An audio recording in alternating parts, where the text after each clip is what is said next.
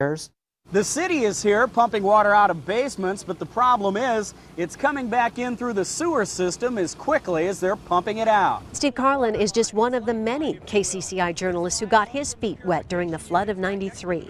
Our journalists covered the flood by air, by boat, and occasionally dry land. They were providing critical information for Iowans to stay safe. Our Zane Satry talked with a few of those journalists who worked tirelessly for months.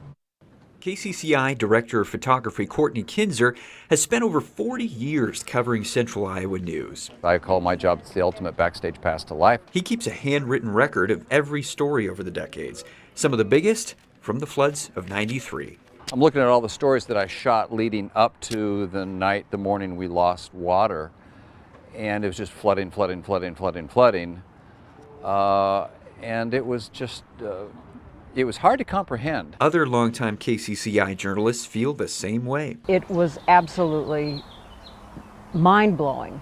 It affected everyone. Anybody walking the street had a story to tell. Those stories got especially dire as floodwaters rose to new heights the night of July 10th. It is roughly about 2:30 right now, and to set the scene for you, it is a race against time down here for the businesses along Court Avenue. I was working with Kevin Cooney that night.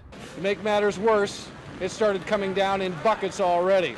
And we were around midnight on Court Avenue, shooting people, sandbagging, desperately trying to keep ahead of the water. Floodwaters had also cut power to much of downtown, KCCI included. Critical information couldn't be broadcast until... It was like 5 o'clock, 6 o'clock in the morning.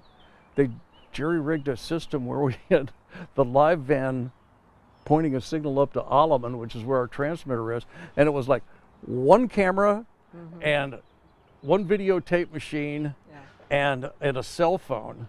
Like, you know, paper clips, duct tape. And we got back on the air. KCCI's journalists found themselves covering an unprecedented story. We did all the how to flush a toilet live on air. Something you don't study in journalism How to school. manually flush a How to toilet. manually flush a toilet. First distribution station should be open sometime this afternoon, and certainly as soon as we get that information, we'll get that off to you. Molly and I anchored for a good part of the day, and it was just, piece of information after piece of information. And we're just reading off of slips of paper.